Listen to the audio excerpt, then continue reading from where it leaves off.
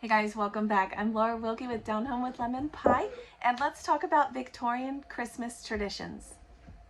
Hey guys, welcome back. If you're brand new to my channel, I'm so glad you're here. I'm a Christian stay-at-home homeschool mama. I have 7 kids, and today is Homeschool Fellowship Friday, and to celebrate, we are going to be talking about the Christmas traditions from Victorian times.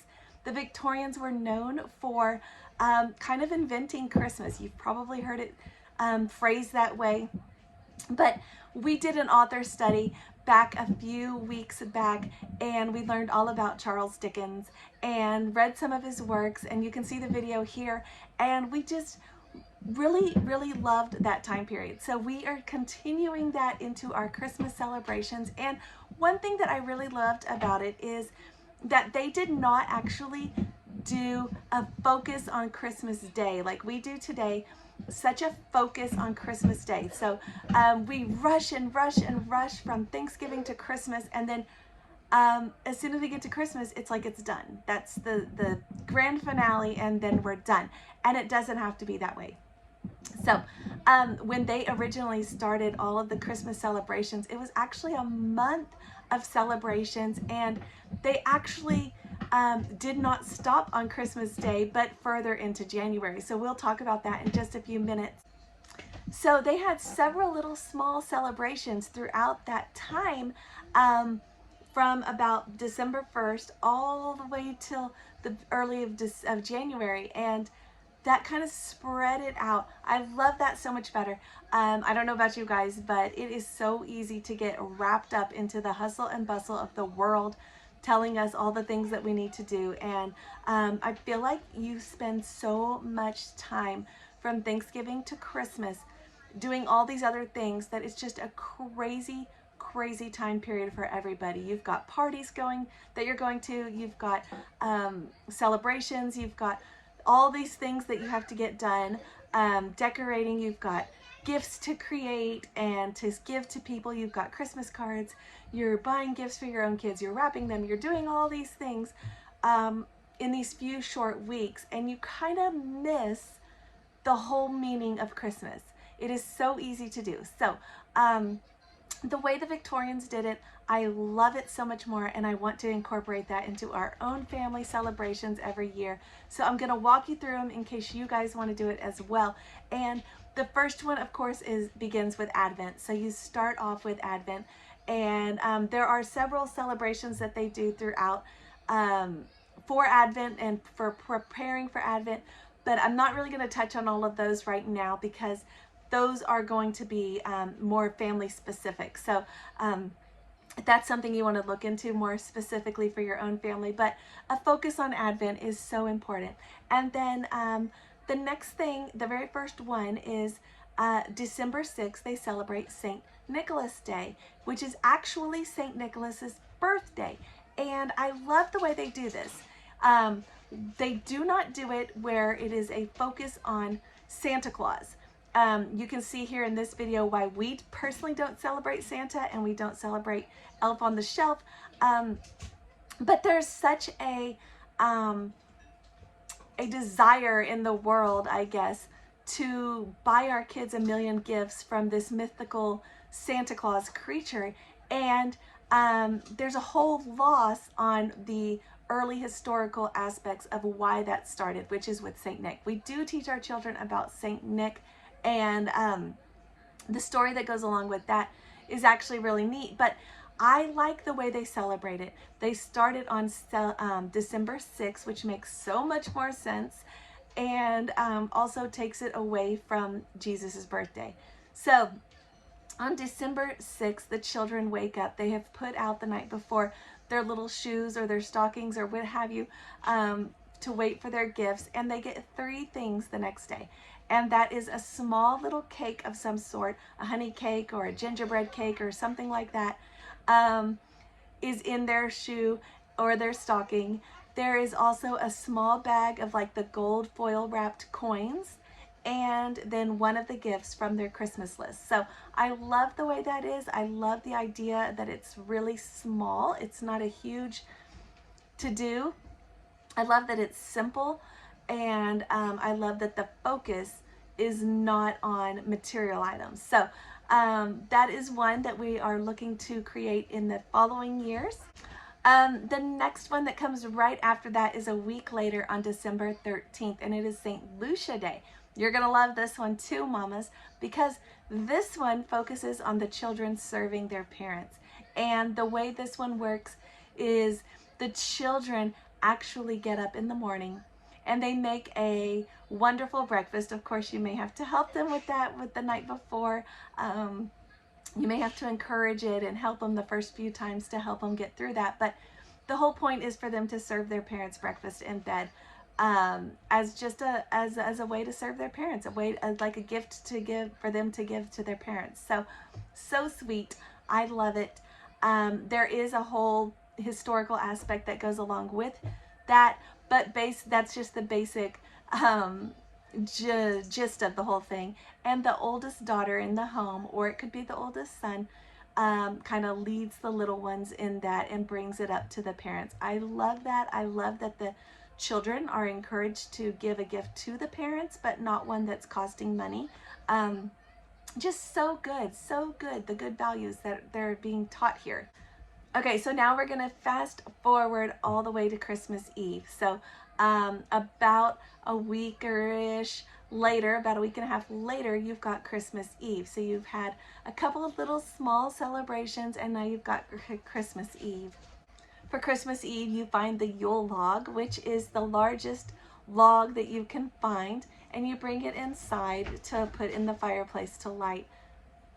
The point of the Yule log is for it to burn for the Christmas days, the Christmas celebration. So you may not realize, but probably you've heard this song, the 12 Days of Christmas, but you may not realize that the 12 Days of Christmas are actually those days from Christmas to January 6th. That is not the, it is not the days leading up to Christmas, but rather starting at Christmas and going forward. And I feel like we, in modern times, have really gotten it backwards, and it has really messed up with the way we do things, because it really takes away the focus from Jesus and puts it more on Santa. So the song, The 12 Days of Christmas, actually has a historical aspect as well that goes along with the underground church teaching the people around them and their children about Jesus. So it is a fascinating story. I will do a whole nother video on the 12 Days of Christmas because it is super fascinating, but it actually was meant and intended originally to teach the children about the story of Christ, and those days were to be started on Christmas and move forward. The last day of that, which is January 6th, is the day of Epiphany. That is when you celebrate the three kings and the wise men bringing their gifts to Jesus. So such a better connection as far as the biblical story, which often is lost in today's time period. So in Victorian time period on Christmas Eve, the parents would actually remove 4 gifts from their children's packages and set them aside. Those gifts were to be open at a different time. So they would do their normal Christmas celebration on Christmas Day. The next day after Christmas Day is something called Boxing Day, or St. Stephen's Day. You may have heard it called either one. So Boxing Day was actually the day that the alms boxes, or the boxes for the poor, were distributed to them so that they could have gifts as well. These might have been boxes with food or gifts, and they could have been things that when the children got gifts on Christmas, then they took things that they didn't need anymore of their old stuff and boxed them up to give away. It could have been either one, but also it is the feast of St. Stephen's, which was the first Christian martyr in the Bible, the first person who was martyred for his beliefs as a Christian. And it's something that I really think is important as far as celebrating and bringing forward. We love to study about missionaries. I talked about that before in our home, and I feel like it's definitely something that gets left behind. I do like the idea of using doing a small celebration to just acknowledge and to remember the martyrs, the Christian martyrs in our world that are still happening today. The next day, which was December 27th, is actually a day that they would spend time writing thank you cards to those around them. So this is such a perfect thing because it wasn't done as like a chore. That's how I feel it is done often today, but more as a scheduled event in their day, in their year, when the children could sit down with their families and do it as a group. More of like a family project and something that could be made festive and enjoyable instead of more like a chore. So December 28th is actually called the Feast of the Holy Innocents. This is a feast that is acknowledging the young children who were killed by King Herod. Do you remember in the Bible story, King Herod said all the children that were under 2, all the boys, had to be killed, right? This is called Little Christmas, and this is when they acknowledge that. Often it could be a small thing with just your family, or it was also known as Little Christmas because the children would get together with their friends and do small little gift exchanges with their friends. So this is a great time. I feel like this is the kinds of things that we try to squeeze in all at the beginning of December, and there's actually a time for it. So it doesn't have to be exactly on December 28th. It can be any of those next several days, but that is what it was for. It was Little Christmas, and it was a time for them to exchange gifts with their friends and enjoy themselves with their friends. This was also not meant to be a big expensive to do. Often that is a case as well. I feel like the gifts just keep building up. There's always another thing to buy, right? And this didn't have to be a big thing. It literally could have just been a little hot cocoa and cookie party. I think that today, in today's time period, there's so much focus on buying more and buying more and buying more and buying more. And at some point, there's no more money to buy more. And it's still okay to get together and just have a little celebration together without the expectation of having to spend more money. So just a small little thing where the kids can get together and have a small little get-together gathering party. Now, in Victorian times, a lot of times they didn't go out to eat as often as we do in today's time. So a festive restaurant outing was a big deal during this time, and it was something they looked forward to, and it was something they would dress up for. So taking time to have some sort of family outing between these times, these days from Christmas to January 6th together just to celebrate. It could be a big thing, like maybe you're going out to the Nutcracker and to dinner, or it could be something even very small that you're doing together that's free, like a free event that's in the community, or maybe it's just going out to a dinner together as a family.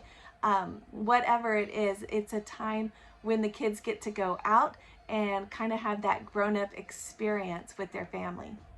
All right, so now that brings us all the way to 12th night is what they call it, or January 6th. This is also my daughter's birthday, my oldest daughter's birthday, and it's also called Day of Epiphany. And this is the day when you celebrate the three kings' arrival to the Christ child, which we know was not during that same time period. It was several years later, we know that, but this is when they celebrate it. 3 of those gifts. So one of the gifts that we talked about, the parents took away 4 of the gifts from the kids' mountain of gifts on Christmas Day. One of them they get on Boxing Day or on St. Stephen's Day, which was December 26th. They get that one on that day. I haven't decided how we're going to do that, or if we're going to do that one. I haven't decided, but Victorian tradition, that is what they did. The next 3 were given on January 6th, which is the Day of Epiphany, the Three Kings Day, and they symbolize the 3 gifts that the 3 wise men brought to Christ Jesus. So I do really like that one, and I do like the idea of spreading out the gifts, not adding more gifts, not go buy more so you have 3 more gifts to give them, but taking 3 out and using them for that. I do like that a lot, and so we'll probably try to do that as well. You may have heard of a king's cake. This is where that is. You usually hear about it with like Mardi Gras, and this is the same thing. You take the little cake. There's usually a little coin or a foil wrapped bean that is inside the cake, and whoever gets that in their cake, and it can be a store-bought cake and maybe you just slide it in, or maybe it's one that you made. Either way, the child who finds that little treasure inside their piece of cake gets to be kind of the king or the queen of the family for the rest of the day. I think it's a fun way to celebrate. You can make them a little crown and make it a big deal, and just a joyous time for their family. We read a book recently, this one here, that kind of really touched our hearts, and had a little girl who always, there was a little boy in the family who didn't receive it ever, had never received it, and she received it, but she swapped their plates so that he could receive it. It's a really sweet story, so if you need a little story to go with it, that one right there will kind of help bring it all together. Another thing you may want to consider during this time is everyone's got a diffuser, an oil diffuser usually, and just having some frankincense or myrrh diffusing in the air, just to kind of remember what those were, and what that those gifts were, and what they actually smelled like. So just a fun way to kind of keep those traditions going. With that, that kind of ends the Christmas celebration. I love how the Victorians spread it out. I love that the focus was on Jesus the entire time. I love that the gifts were not the main point of the event. I love that there was a focus on family, which we saw all throughout. And I just loved that so much. I don't know about you guys, but we are going to try to incorporate several of these traditions into our own homes. I wanted to share them with you guys so that you could, if you wanted to as well. I would love to know your thoughts on this, what you think about all of this, the Victorian traditions. Are you going to try to put some into your family as well, or are you just going to continue on with what you've been doing? We found all of this information from this book here if you are interested in picking it up for yourselves, so that you can also learn more about it. This goes through the whole year of Victorian celebrations, but I found specifically the Christmas ones were very appropriate and necessary. So we're going to try and incorporate some of those. All right, guys, thank you so much for watching, and I will see you guys next time on Monday for Mother Culture Monday.